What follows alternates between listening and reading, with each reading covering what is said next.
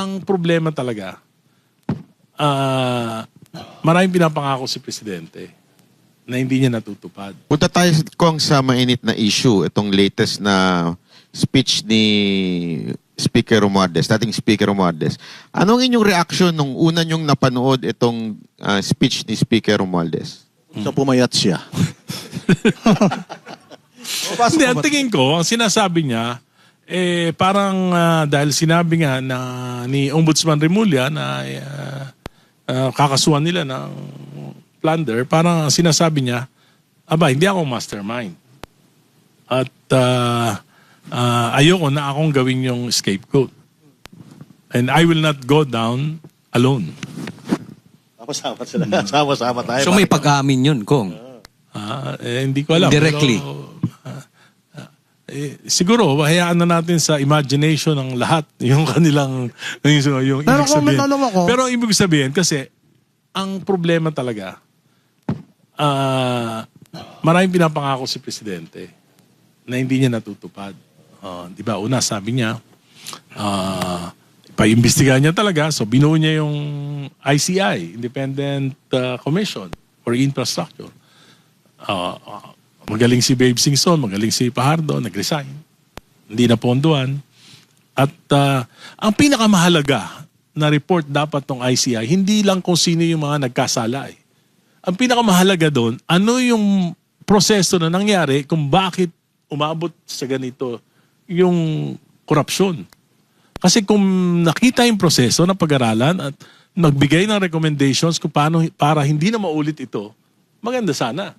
Pero hanggang ngayon, hindi natin alam kung ano naging silbi nung ICI. Pangalawa, sinabi niya, priority legislation niya, yung Independent Commission. Isa nga ako sa author ng Independent Commission for Infrastructure.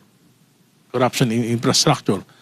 So, minadali yan. Dahil sabi niya, priority. So, minadali namin yan. Nag-overtime kami. Naipasa namin sa committee. Tapos biglang hininto. Maski si Senator Soto, sabi niya, ipapasa ng Senado. Biglang nahinto. Pero diba? kung... Pangatlo, sabi niya, yung political reforms. Ako yung unang-unang nagsalita sa Kongreso na ang pinakamalaking dapat na gawin ng Pangulo para mahinto ito, political reforms. Yung prosecution ng mga offenders, may legal na proseso yan. Matagal na yan. Matagal yang gawin. Due process. Pero, dahil nangyari yan, may utang ang Pangulo sa bayan na magkaroon ng mga reforma.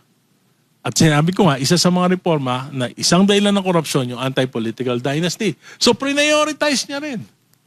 Di ba? Sinabi niya, priority. Sabi niya, priority. Priority. Pagkatapos, nag-file yung anak niya ng hoax, anti-political, hindi naman anti-political yun ano yun? Pro-political dynasty. Institutionalizing political dynasties. Kaya, sabi ko, marami siyang pangako na hindi niya natutupad. Sabi niya, magpapakulong siya December. Walang nangyari. Ngayon, nagsalita si Ombudsman Remulla, May. Malapit na yung May. Magiging mainit daw. At ngayon, siguro, talagang maliit na yung elbow room ng administration. Pag hindi pa matutupad to, talagang medyo mako-question na talaga yung credibility nila na bigyan ng solusyon. Itong pinakamalaking nakawan na nangyari sa national, sabi ko nga, the greatest heist in the history of Philippine budgeting and infrastructure.